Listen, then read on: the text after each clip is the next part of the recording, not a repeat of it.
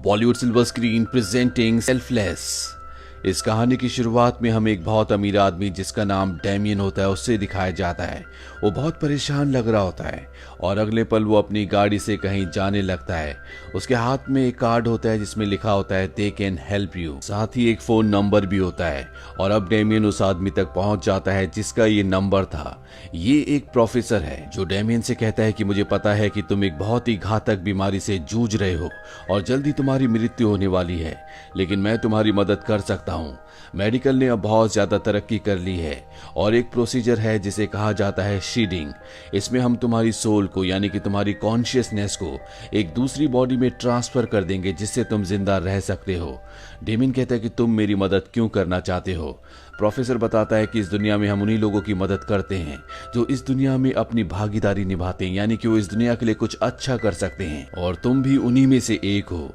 इसके बाद प्रोफेसर उसे एक बॉडी दिखाता है और बताता है कि हम तुम्हारी कॉन्शियसनेस को, तुम्हारी सोल को इसी बॉडी में ट्रांसफर करेंगे और तभी वो बॉडी हिलती है जिससे डेमियन डर जाता है। वो कहता है कि ये जिंदा है। प्रोफेसर बताता है कि इस बॉडी की कोई पहचान नहीं है, इसे हमने लैब में बनाया है। अब तुम्हें फैसला करना है कि तुम इस प्रोसीजर का हिस्सा बनना चाहते हो या नहीं। इसके बाद डेमियन यहाँ से निकलकर सीधा अपनी बेटी से मिलने के लिए जाता है। उसकी बेटी उससे बिल्कुल भी प्यार नहीं करती, वो उससे अच्छे से बात नहीं करती, जिससे डेमियन को बहुत दुख होता है और अब उसकी तबीयत दोबारा खराब होना शुरू हो जाती है। उसे हॉस्पिटल में एडमिट किया जाता है।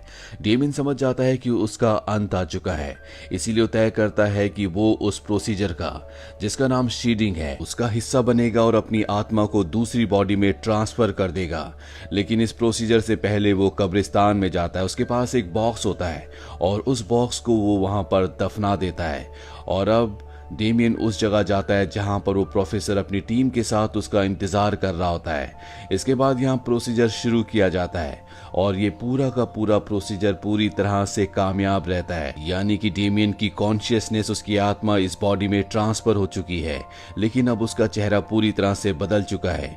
यानी कि डेमियन की जो असली पहचान थी अब वो खत्म हो चुकी है। अब ये बॉडी नहीं होती है, इसीलिए डेमियन को धीरे धीरे इस बॉडी में एडजस्ट होने में टाइम लगता है। यहाँ पर डेमियन को अजीब अजीब से विजन्स भी आते हैं, जिसके लिए प्रोफेसर उसे कुछ टैबलेट्स भी देता है। 1 महीने बाद डेमियन पूरी तरह से रिकवर हो जाता है और अब प्रोफेसर उसे कहता है कि तुम्हें इन टैबलेट्स को रोज खाना होगा, नहीं तो तुम्हारे साथ कुछ कॉम्प्लिकेशंस भी हो सकती हैं। डेमियन जब उन टैबलेट्स को देखता है तो वो सिर्फ 7 दिनों के लिए होती है। वो प्रोफेसर से कहता है कि अगर ये टैबलेट्स इतनी जरूरी है तो मुझे इसका ज्यादा स्टॉक देना चाहिए। प्रोफेसर उसे वादा करता है कि हर हफ्ते टाइम पर वो उसे मेडिकेशन दे देगा। और अब डेमियन की नई जिंदगी शुरू हो चुकी है।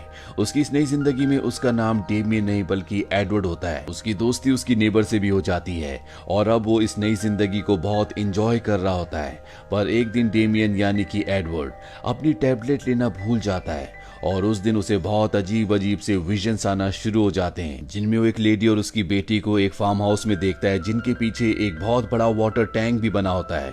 और अगले पल वो उस लेडी की बेटी को हॉस्पिटल में देखता है जिसकी तबीयत खराब होती है। ये विजन्स बहुत ज्यादा स्ट्रॉन्ग होते हैं और इसके बाद एल्बर्ट वापस अपनी सेंसेस में आ जाता है। वो प्रोफेसर के पास जाता है और उसे इस पूरी घटना के बारे में बताता है। प्रोफेसर उसे कहता है कि कभी भी अपनी टैबलेट लेना मत भूलना, तुम्हें ये रोज लेनी है। लेकिन एल्बर्ट इन सारे विजन से परेशान हो गया होता है, इसीलिए प्रोफेसर उसे कहता है कि तुम्हें कुछ दिनों के लिए छुट्टी पर चले जाना चाहिए, मैं तुम्हारी हवाई की टिकट्स कर देता हूँ। एल्बर्ट भी इस बात के लिए मान जाता है, पर जब वो घर आता है तो उसके दिमाग में वही परिवार, वही वाटर टैंक घूम रहा होता है। वो इंटरनेट पर उस वाटर टैंक को सर्च करता है, उसे उस जगह की लोकेशन का पता चल जाता है और अब वो तय करता है कि वो इसी जगह जाएगा। पर वहां जाने से पहले वो कब्रिस्तान में जाता है जहां पर उसने एक बॉक्स को दफना दिया था। उस बॉक्स को निकालता है जिसके अंदर उसने पैसे और कुछ अपने कार्ड्स रखे थे, क्योंकि वो जानता था कि उसकी शक्ल, उसकी असलियत बदलने के बाद वो अपनी प्रॉपर्टी अपने बिजनेस पर क्लेम नहीं कर सकता। और अब एडवर्ड पैसे और कार्ड्स लेने के बाद उस जगह पहुंच जाता है जहां पर उसे विजन्स में वाटर टैंक दिखा था। वहां पहुंचने के बाद उसे वो घर भी दिख जाता है जो उसने विजन्स में देखा था। वो दरवाजा नॉक करता है लेकिन कोई भी दरवाजा नहीं खोलता, इसीलिए वो घर के अंदर चला जाता है और अगले पल उसके सामने एक तस्वीर होती है, जिस तस्वीर में वो खुद उस परिवार के साथ होता है जिस परिवार को उसने अपने विजन्स में देखा था। इससे पहले कि वो कुछ समझ पाता, पीछे से कोई आकर उसे गन पॉइंट पर ले लेता है और जब एडवर्ड पलटता है तो वो लेडी घुटनों के बल बैठकर रोने लगती है। इसके बाद वो एडवर्ड को अपने गले से लगा लेती है। दरअसल ये एडवर्ड की पत्नी है। यहाँ पर हमें समझ में आता है कि प्रोफेसर ने डेमियन से झूठ कहा था कि जिस बॉडी में तुम्हारी आत्मा को, तुम्हारी कॉन्शियसनेस को ट्रांसफर किया जाएगा, वो किसी इंसान की नहीं है, बल्कि उसे लैब में बनाया गया है। एडवर्ड को यानी कि डेमियन को समझ में आ जाता है कि ये जो लेडी है वो इसी बॉडी की पत्नी है। और अब यहाँ पर प्रोफेसर के लोग आ जाते हैं जो एडवर्ड को पकड़ लेते हैं। एडवर्ड कहता है कि अब मुझसे छुपाने से कोई फायदा नहीं है, मुझे सब कुछ पता चल चुका है, पर ये सब कुछ मैं तुम्हारे मुंह से सुनना चाहता हूँ। और अब प्रोफेसर का आदमी उसे बताता है कि जिस बॉडी के अंदर तुम्हारी कॉन्शियसनेस को डाला गया है, दरअसल वो इसी लेडी के पति की बॉडी थी जिसने अपने आप को बेच दिया क्योंकि उसकी बेटी बहुत ज्यादा बीमार थी, उसे पैसों की जरूरत थी। ये सुनकर डेमियन को यानी कि एडवर्ड को बहुत दुख होता है। वो प्रोफेसर के आदमी को कहता है कि तुमने अच्छा नहीं किया, तुम किसी को मारकर उसे खरीद कर किसी और को दूसरी जिंदगी नहीं दे सकते, ये अपने आप में एक गुनाह है। और इसके बाद वो प्रोफेसर के आदमियों पर हमला कर देता है और उन सबको घायल करके इस बॉडी की पत्नी जिसका नाम मैडलिन है उसे अपने साथ लेकर निकल जाता है। मैडलिन को नहीं पता होता कि उसके पति ने अपनी बॉडी को बेचा था और ये जो उसके सामने है, इस बॉडी के अंदर उसका पति नहीं बल्कि किसी और शख्स की कॉन्शियसनेस है। एडवर्ड भी उसे अपने बारे में कुछ नहीं पता था। और अब मैडलिन एडवर्ड को लेकर अपनी बेटी के स्कूल जाती है और जब उसकी बेटी एडवर्ड को देखती है तो वो उसके गले से लग जाती है क्योंकि आज बहुत दिनों के बाद उसने अपने पिता को देखा होता है। इसके बाद एडवर्ड इन दोनों को लेकर एक होटल चला जाता है और अब वो उस प्रोसीजर जिसका नाम शीडिंग है, जिसके थ्रू उसकी कॉन्शियसनेस को इस बॉडी में डाला गया है, उसके बारे में पढ़ना शुरू करता है।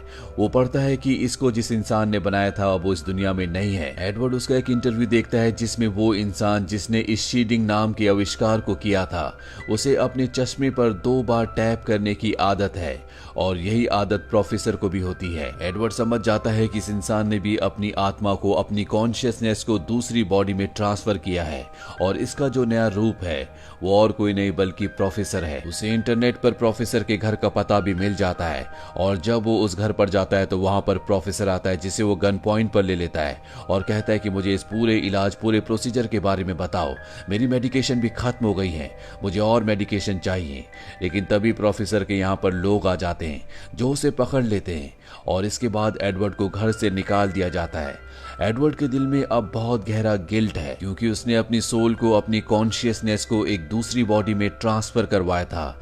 दरअसल वो एक अच्छा इंसान है और वो कभी नहीं चाहता था कि किसी और की जिंदगी लेकर वो खुद जिंदा रहे। इसीलिए वो मैडलिन के पास जाता और उसे पूरा सच बता देता है कि ये बॉडी तुम्हारे पति की जरूर है, लेकिन इसके अंदर जो कॉन्शियसनेस है वो तुम्हारे पति की नहीं बल्कि वो मेरी है। वो अपना सच उसे बताता है और बताता है कि मुझे नहीं पता था कि इस प्रोसीजर के थ्रू किसी को मारकर मेरी कॉन्शियसनेस को उसके अंदर डाला जाएगा। मैडलिन को इस बात से बहुत बुरा लगता है और अब एडवर्ड उसे कहता है कि हमें यहाँ से जाना होगा।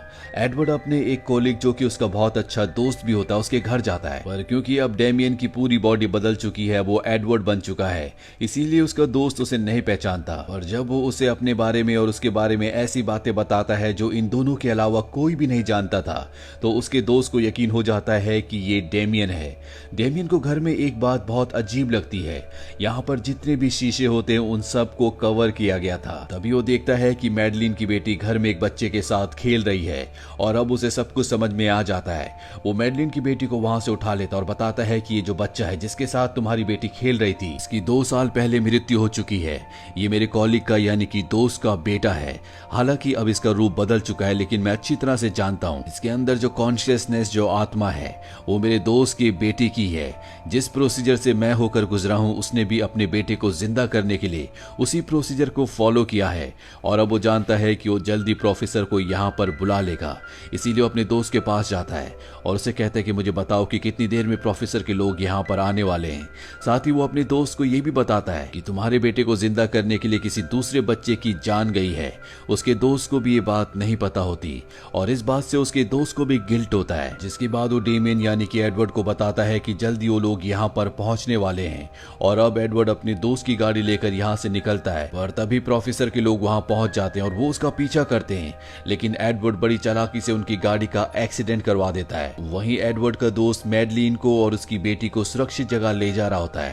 रास्ते में इन्हें गाड़ी दिखती है, इन्हें लगता है कि ये एडवर्ड की गाड़ी है। मैडलिन गाड़ी के पास जाती है पर इसमें प्रोफेसर के आदमी होते हैं जो मैडलिन और उसकी बेटी को पकड़ कर ले जाते हैं। एडवर्ड का दोस्त एडवर्ड के पास जाता और उसे बताता है कि मैडलिन और उसकी बेटी को प्रोफेसर के लोग पकड़ कर ले गए हैं। एडवर्ड अब किसी भी तरह से प्रोफेसर तक पहुंचकर मैडलिन और उसकी बेटी को बचाना चाहता है, लेकिन यहाँ उसके दोस्त को नहीं पता होता कि प्रोफेसर का अड्डा कहाँ पर है। और जब वो अपने दिमाग पर जोर डालता है तो उसे याद आ जाता है कि वो उसे एक अनजान जगह पर ले गए थे और अब वो खुद भी उस जगह पर पहुंच जाता है जहां पर वो गिलास के दूसरी तरफ देखता है कि वहां पर प्रोफेसर है जो एक और ऑपरेशन को यानी कि शेडिंग को अंजाम देने की तैयारी कर रहा है। एडवर्ड अपनी गन निकालता है और प्रोफेसर के ऊपर गोलियां चलाता है, लेकिन उसके आगे जो ग्लास होता है वो बुलेट प्रूफ होता है, इसीलिए प्रोफेसर को एक भी गोली नहीं लगती। और अब प्रोफेसर के लोग आते हैं और एडवर्ड को पकड़ लेते हैं, लेकिन इससे पहले कि वो उसे अपने साथ ले जाते एडवर्ड अपने मुंह के अंदर एक बुलेट डाल लेता है। और अब प्रोफेसर जिस आदमी की शेडिंग यहाँ पर कर रहा होता है वो फैसला करता है कि वो इसकी सोच को, इसकी कॉन्शियसनेस को एडवर्ड की बॉडी में डालेगा और वो अपना प्रोसीजर शुरू कर देता है और जल्दी पूरा प्रोसीजर हो जाता है। प्रोसीजर खत्म होने के बाद एडवर्ड से पूछा जाता है कि तुम्हारा नाम क्या है और वो कहता है कि मेरा नाम एंटन है। एंटन वही होता है जिसकी सोच को इसकी बॉडी में डालना था। ये सुनकर प्रोफेसर खुश हो जाता है क्योंकि उसका काम पूरा हो चुका है और अब एडवर्ड अपनी सारी यादें भूल चुका है, इसीलिए वो अपने बारे में, इस पूरे प्रोसीजर के बारे में कभी किसी को नहीं बताएगा, क्योंकि अगर सरकार को इस बारे में पता चल गया तो ना सिर्फ इस काम को हमेशा के लिए बंद कर दिया जाएगा बल्कि प्रोफेसर को जेल भी हो जाएगी। प्रोफेसर यहाँ से चला जाता है और उसके जाने के बाद दिखाया जाता है कि अभी भी एडवर्ड के दिमाग में उसी की यादें होती हैं, यानी कि वो बदला नहीं है। और इसका कारण ये होता है कि जो उसने मुंह के अंदर बुलेट डाली थी वो मशीन के अंदर ले गया था और अगर किसी मेटल को मशीन के अंदर ले जाया जाता है तो मशीन काम नहीं करती। अब एडवर्ड प्रोफेसर के एक आदमी को पकड़ लेता और पूछता है कि मैडलिन और उसकी बेटी कहां पर है। वो उसका पता बता देते हैं, दरअसल वो भी यहीं पर होते हैं। और अब एडवर्ड उन तक पहुंच जाता है और यहाँ पर प्रोफेसर के कई लोगों को मार देता है। वहीं प्रोफेसर को जब गोलियों की आवाज आती है तो समझ जाता है कि कुछ ना कुछ गड़बड़ है। वो मशीन के पास जाता है और देखता है कि मशीन के अंदर एक बुलेट है। वो समझ जाता है कि डेमियन यानी कि एडवर्ड बदला नहीं है, उसने उसे बेवकूफ बनाया है। उसका पूरा का पूरा ये प्रोसीजर पूरी तरह से फेल हो चुका है। और अब एडवर्ड उस केबिन के बाहर पहुंच जाता है जिसके अंदर प्रोफेसर है, जिसका गिलास पूरी तरह से बुलेट प्रूफ है। प्रोफेसर उसे कहता है कि मेरे बिना तुम कुछ भी नहीं हो, अगर मैं तुम्हें टैबलेट नहीं दूंगा तो तुम्हारा अस्तित्व, तुम्हारी यादें, तुम्हारी सोच सब कुछ खत्म हो जाएंगी। तुम्हारी सोच को मैंने मैडलिन के पति के शरीर में डाला है, तुम अगर गोलियां नहीं खाओगे तो तुम्हारी यादें तो मिट जाएंगी, लेकिन मैडलिन के पति की यादें पूरी तरह से वापस आ जाएंगी, जिसका मतलब ये है कि तुम्हारे खात्मे के साथ ही मैडलिन का पति वापस आ जाएगा। और अब एडवर्ड को गुस्सा आता है। वहां पर एक फायर मशीन होती है जिससे वो उस ग्लास को पिघलाकर प्रोफेसर को मार देता है और इसके बाद मैडलिन और उसकी बच्ची को बचाकर यहाँ से निकल जाता है। जिसके बाद वो मैडलिन और उसकी बेटी को एक बोट में बिठाकर एक सुरक्षित आइलैंड की तरफ भेज देता है जहाँ पर उनके लिए हर एक इंतजाम पहले से किया गया होता है। और अब एडवर्ड यानी कि डेमियन अपनी बेटी से मिलने जाता है और उसे बताता है कि तुम्हारे पिता ने तुम्हारे लिए एक खत छोड़ा था। वो खत वो उसे दे देता है और जब उसकी बेटी उस खत को पढ़ती है तो उसकी आंखों में आंसू होते हैं। एडवर्ड यानी कि डेमियन दूर से सब कुछ देख रहा होता है। इसके बाद एडवर्ड अपने आप को कई दिनों तक एक कमरे में बंद कर लेता है और वो अपने वीडियो लॉग में बताता है कि उसने कई दिनों से एक भी गोली नहीं खाई। इसका मतलब ये है कि उसके अंदर जो डेमियन की कॉन्शियसनेस है वो धीरे धीरे खत्म हो रही है और बहुत जल्दी डेमियन की पूरी यादें उस शरीर से खत्म हो जाती है। जिसके बाद मैडलिन के पति की जितनी भी यादें होती हैं वो वापस आ चुकी होती हैं, यानी कि डेमियन जिसका नाम एडवर्ड रख दिया गया था अब उसका अस्तित्व पूरी तरह से खत्म हो चुका है और मैडलिन के पति का अस्तित्व, उसकी यादें पूरी तरह से वापस आ चुकी है। यानी कि अब वो भूल चुका है कि कभी उसके शरीर के अंदर कोई डेवियन नाम का आदमी उसकी सोच भी रहा करती थी। और जब वो अपने उस वक्त के वीडियो रिकॉर्डिंग्स को देखता है जब उसकी बॉडी के अंदर एडवर्ड था तो उसमें उसने सब कुछ बता दिया होता है। एडवर्ड उसे कुछ वक्त तक अपनी बॉडी में जगह देने के लिए थैंक्स कहता है और अब वो अपनी पत्नी मैडलिन और अपनी बेटी से मिलने के लिए जाता है। वो मैडलिन को देखकर उसे कहता है कि मैं मार्क हूँ, यानी कि तुम्हारा पति। मैडलिन उसे अपने गले से लगा लेती है, यानी कि इनका परिवार जो कि टूट गया था अब वो डेविन की इंसानियत और उसकी अच्छाई की वजह से वापस एक बार फिर से जुड़ गया है। और इसी के साथ ये कहानी यहीं पर खत्म हो जाती है। ये फिल्म ईयर 2015 में रिलीज हुई थी। IMDb पर इसकी रेटिंग है 6.5। उम्मीद करते हैं कि ये कहानी आपको पसंद आई होगी।